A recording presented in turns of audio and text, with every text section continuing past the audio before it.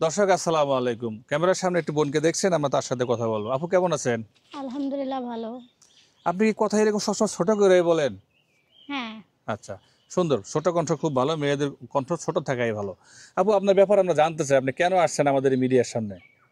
আমি আপনাদের মিডিয়ার সামনে আসছি। আমি একটা ভালো মনের মানুষ চাই। এর জন্য আপনাদের এই মিডিয়ার জগতে আমার আসা।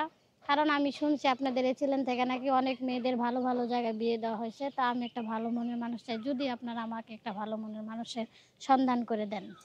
কেন আপনার ভালো মনের মানুষ চাইবেন? আপনার ব্যাপারে আগে জানতে হবে তো আমাদের, তাই না? আমার বাড়ি হলো রংপুর লালমনিরহাট। আমার নাম হলো আয়েশা।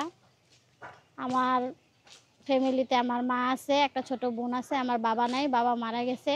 আমি একটা ছেলেকে ভালোবেসে বিয়ে করছিলাম। ছেলেটি আমাকে রেখে চলে গেছে। এখন অনেক তাকে খোঁজাখুঁজি করছি, তার বাড়ি ঘর আমি চিনি না, কিন্তু তার খোঁজ পাই নাই।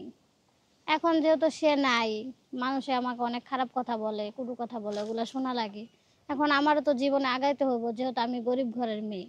আমি কতদিন তার আশায় এভাবে একা একা থাকবো? যেহেতু আমারও একটা জীবন, আমারও সামনে আগাইতে হইব, ভবিষ্যৎ সবারই আছে। আর স্বামী হলো মাথার ছাতা, স্বামী না থাকলে মানুষের কোনো দাম নাই।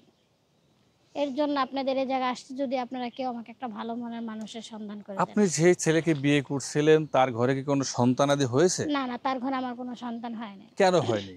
কোনো সমস্যা ছিল কি? না, আমার কোনো সমস্যা নাই, সে তো আমার সাথে ভালো মতো সংসারই করে নাই, কিন্তু সে কিসের জন্য আমাকে বিয়ে করছে আমি জানি না।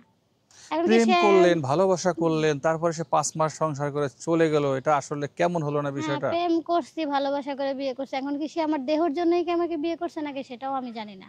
সে ৫ মাস আমার সাথে ভালো মতো সংসার করেনি। হঠাৎ করে সে একদিন চলে গেছে। এখন কি তাকে ডিভোর্স দিয়েছেন? এখন কি করব, তাকে মনে খোঁজাখুঁজি করছি, পাই নাই। এরপরে আমার ফ্যামিলির মাধ্যমে আমি ওনাকে ডিভোর্স দিয়ে দিছি।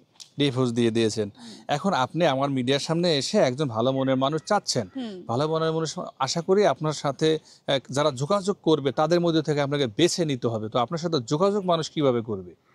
দেখেন ভাই, আমার তো ফোন নাই যে আমার সাথে যোগাযোগ করব, কারণ ফোন চালাই না আমি। যেহেতু এখন আমি একটা ডিভোর্সি নারী, আমি ডিভোর্স দিয়ে দিছি।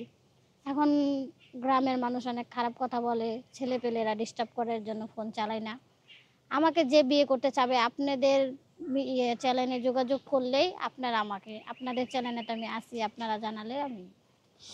দর্শক, স্ক্রিনে যে নাম্বারটি দেখছেন এই নাম্বারটি চ্যানেল কর্তৃপক্ষের নাম্বার। এই নাম্বার ইমো এবং হোয়াটসঅ্যাপ আছে। যদি কোনো ভাইয়ের এই বোনটিকে ভালো লেগে থাকে তাহলে আমাদের সাথে যোগাযোগ করবেন। আমরা তথ্য দিয়ে সহযোগিতা করব।